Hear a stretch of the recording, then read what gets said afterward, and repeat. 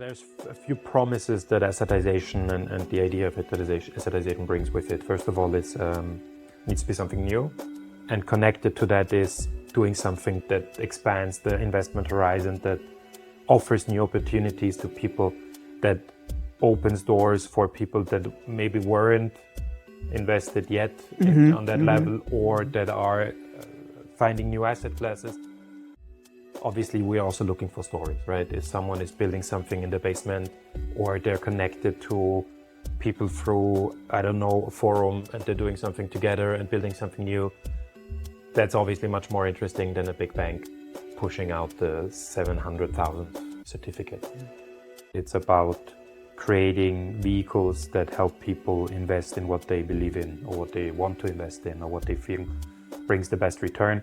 And some say it's this technology and you have to do it differently. The others say you can do it within the existing infrastructure that we have, just by twisting it a little bit or offering something new. This is the Assetizer Podcast.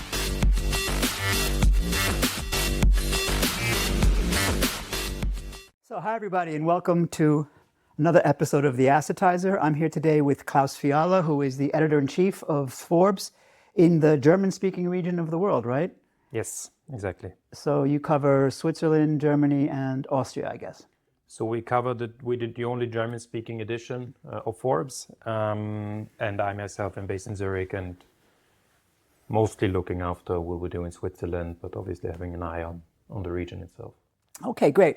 Well, hopefully we can also get back to Forbes a bit, but I want to start off with the topic of the day, which is we are doing a partnership with Forbes, so we being GenTwo, and it has to do with setting up an Assetization Leaders List. And I'd like to start off with just asking you a little bit about the list, what attracted you to this project, and what you think we can achieve with it. Well, we at Forbes try to be at the forefront of emerging trends, of disruption, of innovation happening, ideally getting into the topic right when it takes off. We spoke to you guys at GenTwo, Philip and Patrick and everyone involved about assetization. We've been in touch for a while now, and we figured that there's something coming up that might be interesting to cover, to look after, to investigate. And obviously, if anyone knows Forbes, then usually we're known for doing lists in the end, and ideally lists that are independent and then that are based on criteria and have a solid methodology. And so we figured we can bring the two things together. On the one side, a disruption or a new era happening, and us at Forbes trying to identify the people that are really shaping this trend and this new world of finance. So you talk about a new era. Now, when we first met, obviously, since we had just written the book and it was kind of a new idea. So assetization isn't exactly a new idea, but the way we were looking at it. What did you think about it when you first came across the idea, and what do you understand about assetization? Like, what does it mean to you? So what it means in a nutshell is to turn everything that carries value into an asset. Then we have to think about what's an asset. In the end, that's something you want to invest your money in, that ideally either stores or grows the value and the wealth that you have. If you look at the luxury market, then the luxury good is something you consume, and the luxury asset is something you invest in. And I think that's it in a nutshell. And that sounds easy, and then you start unpacking it and you realize, okay, there's a lot of moving parts to this, and there's a lot of things to think about and a lot of opportunities that this brings with it. But I think in the end, it's anything that we assign value to, we can make investable, and then make it as easily investable as usually a stock today is. And then you think about it and imagination goes wild, right? Because that means you can invest in everything. And the numbers, as you've put it on the book as well, it's a $79 trillion opportunity that shows you how much untapped value there is in the world, and that's not being addressed at the moment. And so I think that's a great way to think about it. It's a great idea. It's a great concept, and it would turn the world of investing on its head, more or less. So one of the things I'm interested in is two things, actually. First of all, I want to talk about Forbes lists in general, and maybe also get into what, in your opinion, would potentially make this list different than the other kinds of lists that you're going to be doing, or that you guys generally do.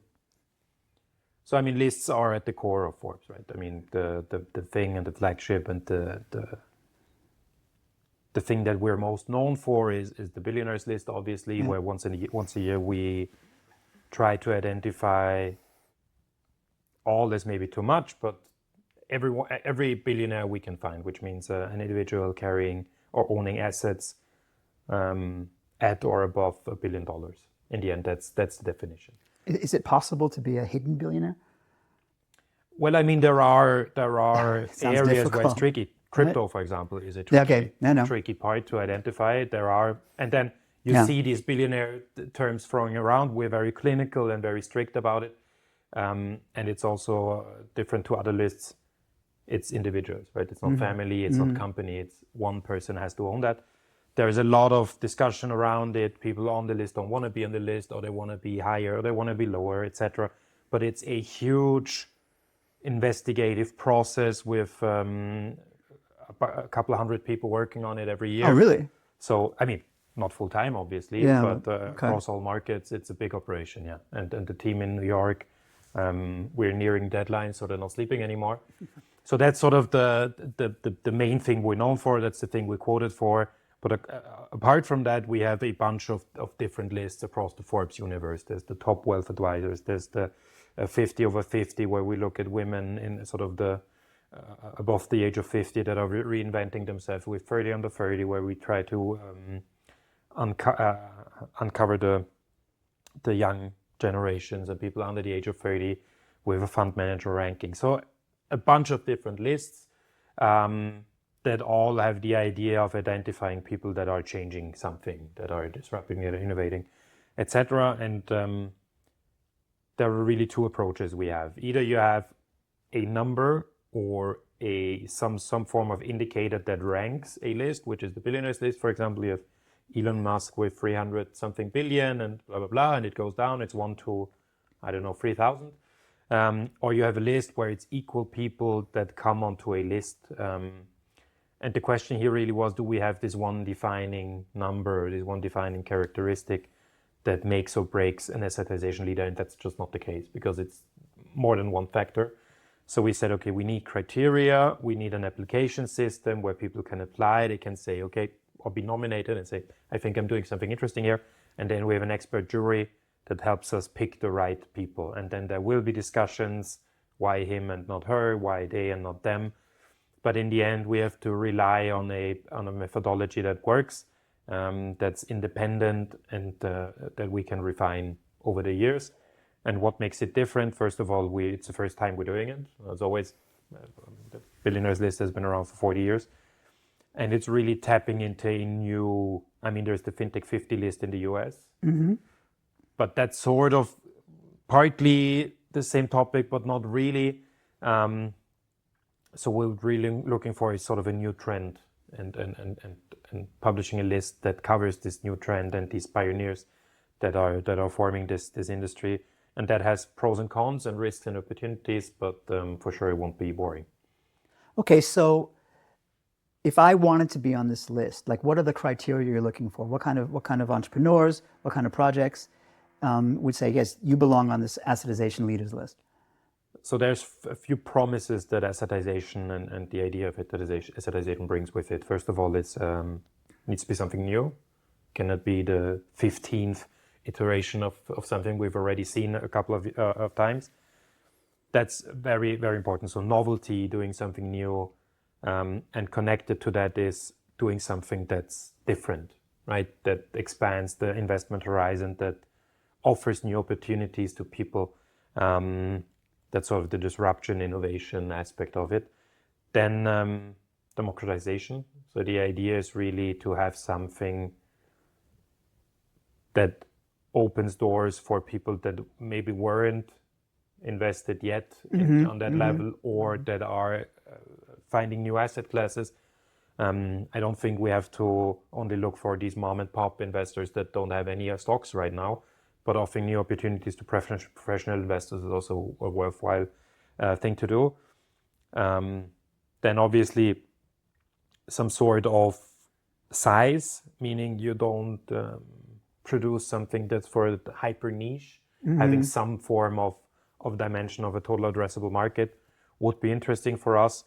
And then this is sort of an intangible quality, but obviously we're also looking for stories, right? If someone is building something in the basement, or they're connected to people through, I don't know, a forum, and they're doing something together and building something new, that's obviously much more interesting than a big bank pushing out the 700,000 certificate.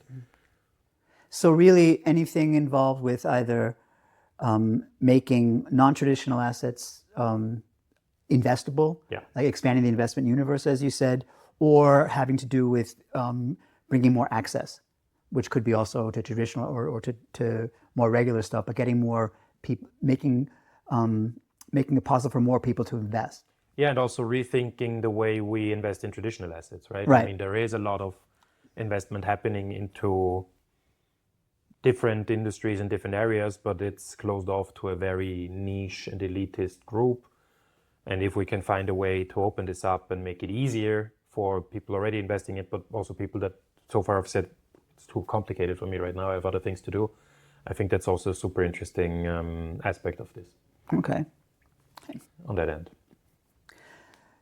So a lot of people, when we talk about assetization, they tend to conflate it, especially if it's a new concept to them, with tokenization, because there are a lot of similarities, right? A token is a wrapper for an asset, and what we're looking for is what we're about is finding similar kind of wrappers that actually run on the regular banking rails, right? That are already inside the system. So it's really, to what extent, and I'm not even sure this is a fair question, but I'm going to ask it anyway. To what extent would you be looking for in the list for people who are sort of innovating from within, if that makes any sense, like we're trying to do, or just really want to break it all down, or could be either? Yeah, I mean, if you speak to blockchain evangelists and especially crypto evangelists, you have the feeling that, or these hardcore evangelists, you have the feeling that everyone is evil and no one knows, and they're the only one that found the spoon of wisdom, as they would say in German. I don't think that's a fair approach, and I don't think it's working in our world.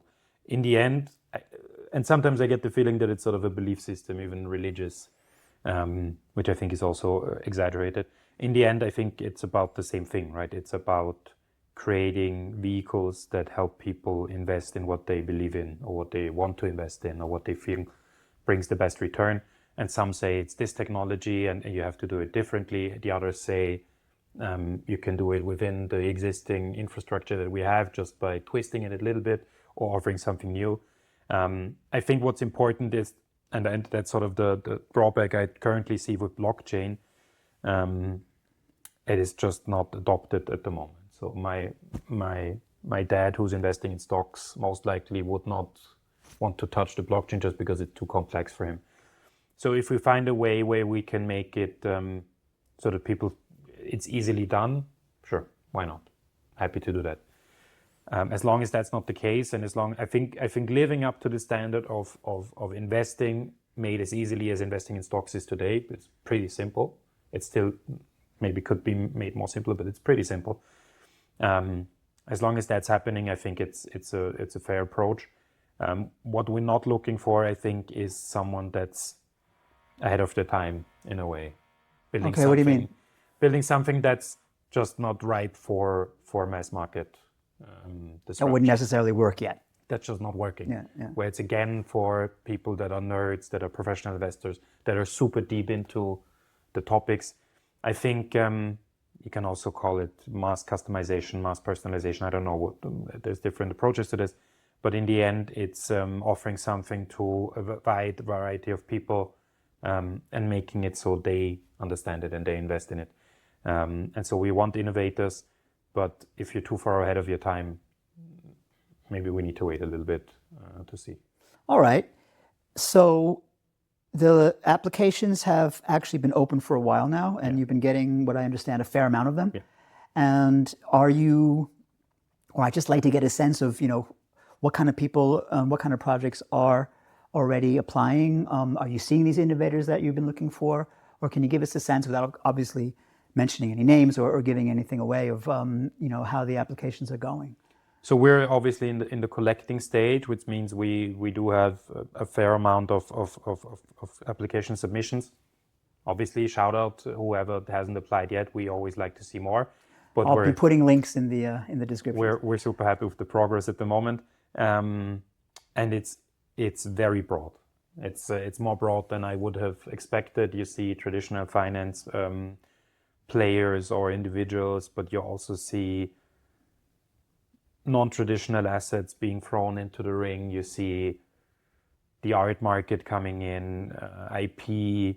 It's very broad, but at the same time, the next step is asking the people that we see on a long list for more information, where we can find more substance and really make a decision on who's a valid candidate. So right now it's tricky to say, but what I can say, thankfully, and this is a good sign, is that we're seeing a very broad approach to what an assetization leader can look like. Oh, that's very interesting. So I guess you're seeing people then, from listening to what you just said, that are focused on certain asset classes, and maybe others who are more sort of broad, just infrastructure kind of thing. Technology. Tech players, we're seeing individuals, we're seeing companies, we're seeing CEOs, we're seeing founders, we're seeing self-employed consultants. I'm here for it. Happy to have everyone on board, and then it's our job. So the idea for you guys is to make it as hard as possible to decide who ends up on the list, right? That's what you can do. Then we have to make sure we pick the right ones, whatever that means. All right, great. Okay, so we're here in Zurich, we're here in Switzerland, and you mentioned crypto. Switzerland has been a center for blockchain and crypto for a long time. I myself was, before I started at GenTwo, I was since 2016 pretty deeply involved in the Crypto Valley scene here, and in the whole blockchain and crypto world here in Switzerland. And Switzerland is known a lot for innovation. So I would like to get a sense from your point of view about how you see Switzerland as a good environment for innovation. I mean, the reason I'm hesitating is because I know Switzerland is always on top of these innovation lists. On the other hand, it's also known for being very conservative, right? For example, it's not a great VC place. So what's your take on the Swiss innovation environment, let's say? So I think Switzerland in general, when it comes to innovation and entrepreneurship, is it's a curious place, right? And I chose to live here in Zurich, but I'm not originally from here. So I have a sort of an insider and outsider perspective on this. And as you said, I think it's been on topping the Global Innovation Index for 13 or 14 years. There's a lot of money around, there's a lot of smart people. You have technical universities like ETH or EPF in Lausanne that are producing geniuses every day. ETH even, I think, is now the university with the most spin-offs, I think globally, I'm not sure, but I think globally, which is incredible. That's incredible, like, actually. Like Zurich. So everything is here. And what cannot be underestimated is that Switzerland has an ability where you call authorities and you talk to them and you find solutions on eye level. That's not everywhere in the world, right? Talk to UK tax office, talk to the immigration office in Germany. If you get a response, it will take a while, and usually it's not a very cooperative one. So I think that's great in Switzerland, and we've seen it with the Crypto Valley. We're seeing with other parts of innovation. I think even VC is starting to get attracted to here. Obviously, with VC, we cannot underestimate tax and legal details that make the difference. But I think in the end, sometimes the problem with Switzerland is that it's afraid to go sort of the last mile. What do you mean? If you look at how Switzerland is approaching life in general, it's that just don't get too big. don't get too successful, don't be too, like, apart from Roger Federer, no one can be too good, right? Otherwise you get suspicious. And maybe let's be a leader in Crypto Valley, but then let's not be the number one. Let's leave that to other places. Okay, interesting. So I think that, and I'm not a big fan of this mindset discussion, but just the nation as a whole maybe doesn't want to be at the very top of these trends, because then it always, if there's scams and fraud in the crypto industry, maybe it throws a bad light on us and stuff like this. So I think all the ingredients are there, even for such a small country. And I think a lot has been done right in the past. And admittedly, I'm not super deep into the political framework, but from what I understand, I just think that the final push to be world-class in certain areas, in new disruptions, in innovations, sometimes it's tricky. And I'm saying this knowing that Switzerland is topping these innovation indexes. But just in these niche areas, I think sometimes we or the Swiss say hands off, and let's maybe someone else have to turn in the spotlight. And I think this could be easily changed, and then even more it would attract global talent and people coming from all over. And I have to say that this is complaining at a very high level, because we see what we see in Zug and in Zurich, and also in the western part of Switzerland. Lugano is growing. I think there's a lot that has been done right, but to be world class, you have to get out the last 2%. And sometimes I think Switzerland is afraid to do that. Okay. Yeah, no, I remember I was at the Crypto Valley Association in the first ICO boom, and I mean, every single day people were calling up and coming in. Yeah. I mean, it's just a huge wave of people coming in, yeah. and a lot of them were quite amazed by what they found. You know, like you said about the authorities, at least you can talk to. But I don't think they tend to more or less follow a decent line. I think, like the Lex DLT, I thought was pretty decent. Took its time, you know, but at least the ears were open to stuff. Moving away from crypto more into, so you guys do a lot of stuff on wealth management. Yeah, I understand, and that's also something that Switzerland's been leading in for a very long time. What's your take on innovation in that field? Do you think maybe there's a role for assetization in innovating in wealth management, or where are we? Because as we know, this Swiss banking place, as they say here in German, has also had its challenges over the last 10, 15 years. So what's your take there? I think it really depends on how you define wealth management, right? If you define it in a traditional way, where it means a wealthy individual goes to usually a private bank, goes to a wealth manager, discusses his portfolio, discusses strategies, and they just try to grow the money. I think we're seeing a big shift there. If you look, for example, as just an example, private banks in Switzerland used to have not even a sign on the door. Now they're building glass headquarters with everything see-through. I think it's a good thing, yeah. But I mean, just you see that there's a lot of change. You see Pictet and Lombardier and some of them advertising on Zurich Airport. That wouldn't have happened 20, 30 years ago.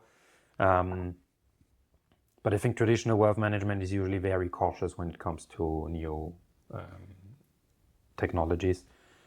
Some of them are saying we look at Bitcoin, for example, or we say we'll look at this and that, but it takes a long time, because obviously people with a lot of money usually are conservative in how they approach these things. Fair enough. If there's a risk involved, let's not do it. If we think about wealth management in a bigger sense, where it's about managing wealth, and that necessarily doesn't have to be done from an experienced banker, but can be done by yourself with some tools and technologies, then I think it's a huge shift. Right now, I think at a certain level it might make sense to consider it, but right now, under a certain threshold, not really a big need to go into a wealth management office, because you can do everything through neo-broker or whatever. And now we talk about, and part of wealth management is network and knowing the right people. If we think that these trends are opening up the investment horizon, I think wealth managers might have it a bit more tricky. Definitely the ones that are average. I don't think they will sort of stopped existing completely. But I think it's a big shift, especially for these smaller to mid net worths, ultra high net worth individuals. There it's about other things. It's not about that much about money. But so if you think about it in a broader sense, I think it will be a huge shift and very interesting to see how it turns out in the future. Just before you arrived, I released a podcast on the Assetization channel on AI in finance. And it was an interview with our head of AI, Orson Brunner. And part of me is like, kind of hates to bring AI into every single conversation. The other part of me says you kind of cannot not do that, right? Mm. So are you seeing, in terms of technology and innovation in the other companies you cover or the other work you guys been doing, a lot of uptake of AI in the wealth management space? Is it more cautious? Is it more look and see, or we're going to dive in, or what's your view there? I think everyone that's not a carpenter, and maybe even them, currently thinking about how they should approach this topic. We see it with bigger companies that are sort of racing to build their own thing and build their own structure. And if you interact, I mean, I'm a journalist. Part of my job is writing stories and texts, and I've interacted a fair bit amount with ChatGPT now, and you just see that there is a big limitation still in the process and how you work with it. But then you also see how much of dumb work it can take away. And part of being a wealth manager is dumb work. It's not interacting with clients, it's writing memos, and it's adhering to regulation standards, and it's so if we can take that away in wealth management, as I said, like the smaller fortunes might benefit because they can say, give me the 10 best stocks. But what could that lead to if you think about it in extreme? It's that everyone invests in the same stocks because AI is basing it off of the past. That's a well-known problem. So what is AI doing? It's looking at past data. And then we all know that past data isn't really an indicator of how stocks will develop in the future. So I think that maybe even smart people could benefit from this, because any outside of the box idea you have, any grain of the information you get, might be even, and it's a sort of AI together with ETFs, right? That could even accelerate that trend, would mean that you have an advantage to the market that's incredible. And in the inside world of people working in wealth management and finance, I think it's just, as with other professions, takes away dumb work and hopefully gives you time to focus on smart work. That's the hope, obviously. And I think if you talk about bigger companies, they have huge stress and huge pain points, if they're not called OpenAI at the moment, of how to approach this topic, because they know it's going to be sort of the next big push in terms of wealth and innovation. Yeah, I know. But for banks, we also had a panel here, AI and banking panel here a couple of months ago. And for banks, there's a lot of issues. There's compliance issues. Who's making the decisions? There's issues with they have a lot of data but can't get to it, turns out, and all that kind of stuff. But I'm actually curious because I do a lot of writing as well. And in my experience, I use ChatGPT, I use Claude, I use Perplexity, for example, for research. For writing, not so much. But for sort of coming up with ideas and brainstorming, I find it brilliant. So it's not great when you want a longer, coherent text. Yeah. That's not working. It's also not great when you say, I need a story that's this many characters or words, because apparently AI can't count. You can't count. Which is crazy. Who would have known? Who would have thought? What it's great for is having a 3-hour discussion, having it automatically transcribed, and then asking it questions. Because you usually go out of a conversation, you think they said something there. And either you listen to a 3-hour tape or you just ask ChatGPT. And what it's also great for is training it on your sort of tonality and voice of writing, and then having these short texts spit out every second of the minute. But we write longer pieces as well, and it's just horrible in that regard. It's not working, it's repeating itself. And this is a crazy thing, apparently AI panics because when it panics, it starts inventing things. Yeah, still making things up. Suicide. So in the end, it's a helper. I think it made my life easier because a lot of the stuff I had to do, which I didn't want to do, now I can sort of outsource.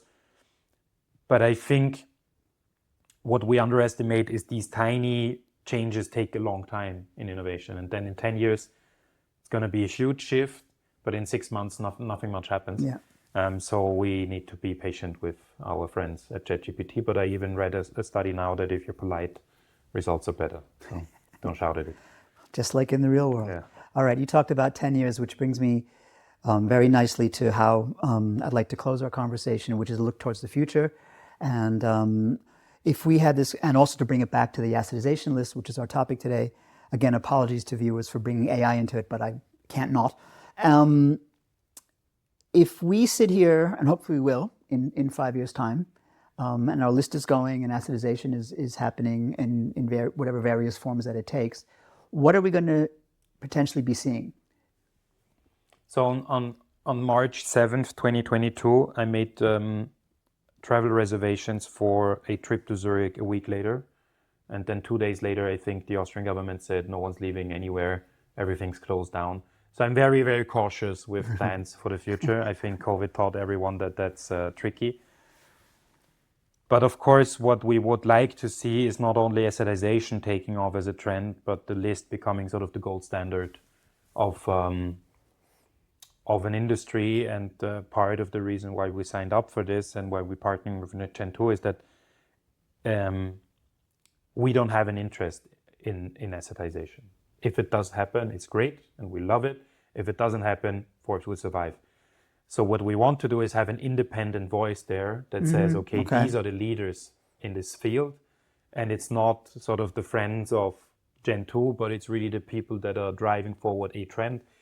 And then ideally, we all surf on this trend and on this wave, and you guys get super successful and the list becomes the biggest thing ever. And ideally, you can roll it out outside of Switzerland. But on a broader, that's sort of the perspective on Forbes, on a broader sense. If we manage for people to invest what they really want to invest in, which might be sneakers, or it might be shoes, or it might be glasses, or it might be stamps, I don't know what people are interested in. I think it's a very, very cool and very worthwhile development of the finance industry. And if we can play a part in that and cover that and help people innovate and aspire to be on the list, that's all the better.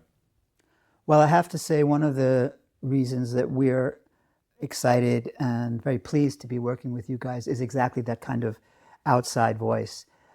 Because one of the reasons, honestly, that we wanted to do this list is because we don't see assetization as just a Gen2 thing. Well, we write that in the book.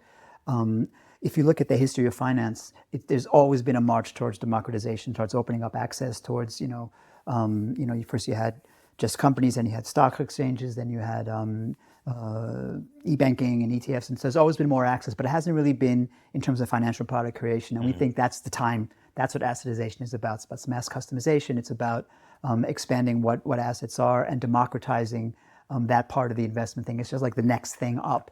So we're really excited. And again, I hope everybody out there who feels like they could be on the list does apply. I'll put the links into the description. And I'd like to say, Klaus, that's been a really, really great conversation. Thanks a lot. Thank you for the invitation. All right.